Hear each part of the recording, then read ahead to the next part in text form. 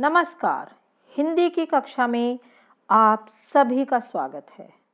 बच्चों, हम पढ़ रहे हैं पाठ 6 रक्त और हमारा शरीर। अभी तक हमने पढ़ा कि हमारे शरीर में रक्त का क्या स्थान है, वह किस प्रकार से हमारी रक्षा करता है विभिन्न रोगों से, और रक्त की कमी से कौन सी बीमारी हो जाती है, रक्त के कौन से भाग हैं और उन्हें हम क्या कहते हैं।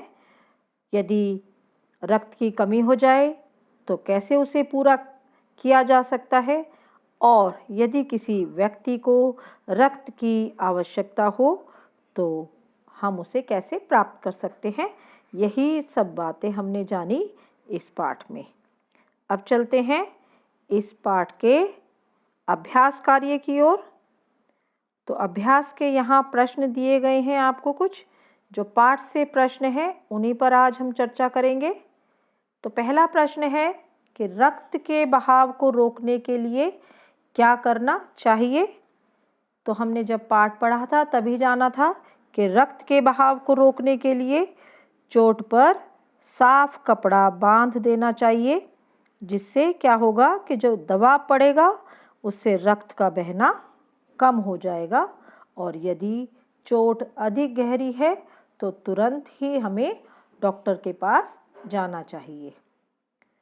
अब प्रश्न 2 देखते हैं कि खून को भानुमति का पिटारा क्यों कहा जाता है। पहले हम जान लें कि भानुमति का पिटारा होता क्या है। यह एक कथन है, एक उक्ति है, जिसका अर्थ होता है पिटारा अर्थात ऐसी पोटली, या जिसको हम थैली भी कह सकते हैं, थैला भी कह सकते हैं, कि उसमें ज़रूरत का हर सामान मौजूद रहता है। तो इसी प्रकार जो रक्त है उसमें एक ही बूंद यदि आप रक्त की देखो तो उसमें लाखों की संख्या में कण होते हैं, और इसमें कुछ लाल तो कुछ सफ़ेद और कुछ रंगहीन कण होते हैं, जो कि खून के जो तरल भाग है जिसे हम प्लाज्मा कहते हैं उसमें तैरते रहते हैं। तो बहुत से कण होने के कारण इसे खून को हम भानुमति का पिटारा कहते हैं। यह भानुमति के पिटारे के समान ही प्रतीत होता है। अब अगला प्रश्न देखिए कि एनीमिया से बचने के लिए हमें क्या क्या खाना चाहिए। पहले जान ले कि एनीमिया होता क्या है। जो खून की कमी हो जाती है हमारे शरीर में, जब खून की कमी हो जाती है तो उसके कारण जो बीमारी होती है उसे हम एनीमिया कहते हैं।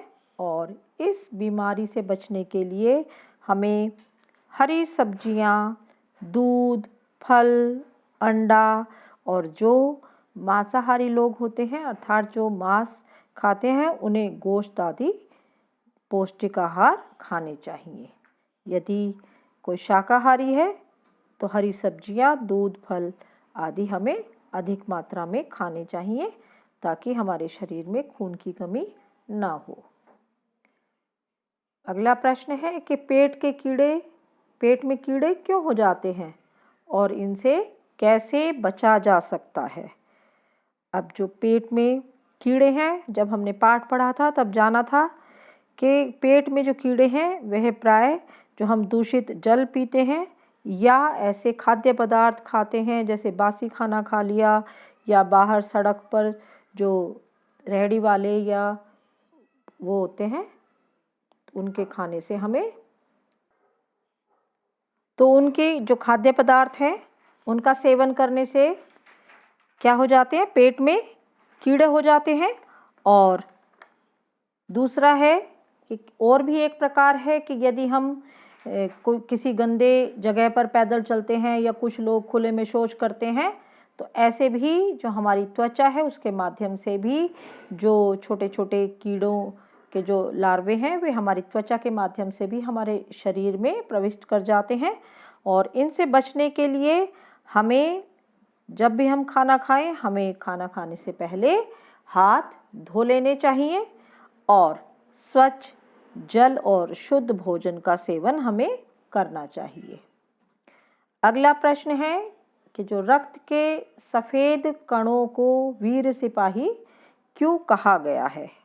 जब हमने पाठ पढ़ा था तो जाना था कि जो हमारे शरीर के जो सफ़ेद कण है, रक्त के जो सफ़ेद कण होते हैं, वे विभिन्न रोगों से हमारे शरीर की रक्षा करते हैं तथा ये जो रोगाणु होते हैं, रोग के अणु, उनको हमारे शरीर में प्रवेश नहीं करने देते।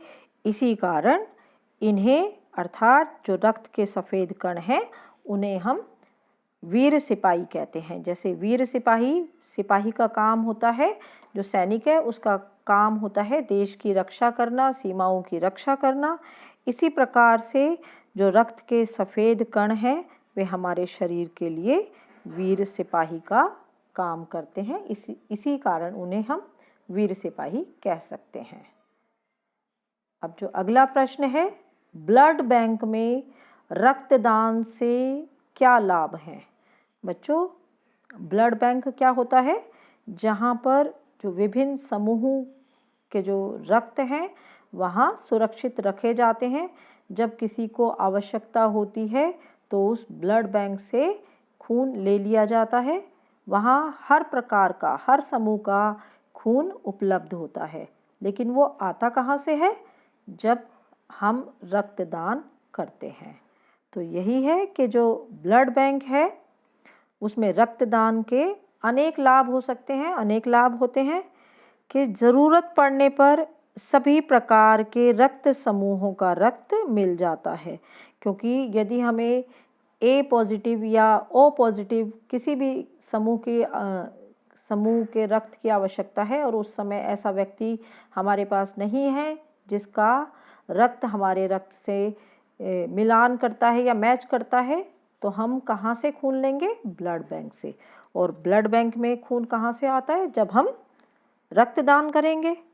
तो ज़रूरत पड़ने पर सभी प्रकार के रक्त समूहों का रक्त मिल जाता है ब्लड बैंक में। और आपात स्थिति के लिए रक्त का भंडार सुरक्षित रहता है। जैसे इमरजेंसी होती है किसी को, तो ऐसी स्थिति के लिए भी ब्लड बैंक में जो रक्त है वह आसानी से मिल जाता है।